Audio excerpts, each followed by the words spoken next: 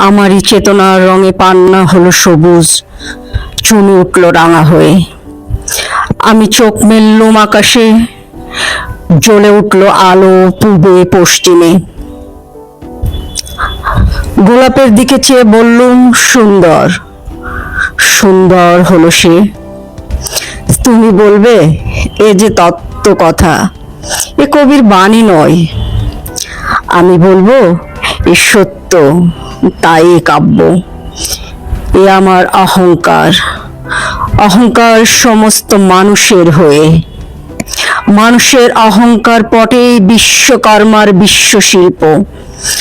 তত্ত্বজ্ঞানী জপ করেছেন নিঃশ্বাসে প্রশ্বাসে। না না না, না পান্না, না চুনি, না আলো, না গোলাপ, না আমি, না তুমি।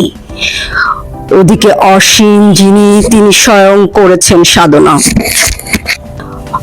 মানুষের সীমানায় তাকেই বলে আমি। সেই আমির গহনে আলোর আধারে ঘটল সঙ্গম, দেখা দিল রূপ, জেগে উঠল রস।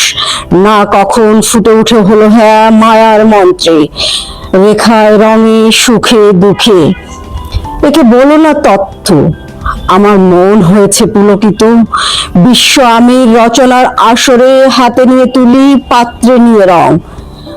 পণ্ডিত বলেছেন বুড়ো চন্দ্রটা নিষ্ঠুর চতুর হাসি তার। মৃত্যুদূতের মতো গুড়ি মেরে আসছে সে পৃথিবীর পাঁজরের কাছে। একদিন দেবে চরম টান তার সাগরে পর্বতে। মর্তলোকে মহাকালের নতুন খাতায় পাতা জুড়ে নামবে একটা শূন্য। গিলে ফেলবে দিন রাতের জমা খরচ, মানুষের কীর্তি হারাবে অমরতার ভান। তার ইতিহাস লেপে দেবে অনন্ত রাত্রির কালি। মানুষের যাবার দিনের চোখ বিশ্ব থেকে নিকিয়ে নেবে রং। মানুষের যাবার দিনের মন ছিনিয়ে নেবে রস। শক্তির কম্পন চলবে আকাশে আকাশে। জ্বলবে না কোথাও আলো, বিনাহীন সভায় যন্ত্রের আঙ্গুল নাচবে, বাজবে না সুর। সেদিন কবিত্বহীন বিধাতা একা রবেন বসে নীলিমাহীন আকাশে, ব্যক্তিত্ব হারা অস্তিত্বের গণিত তথ্য নিয়ে।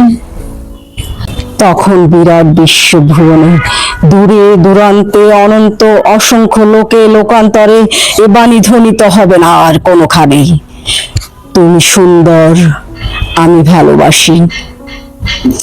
বিধাতা কি আবার বসবেন সাধনা করতে যুগ যুগান্তর ধরে?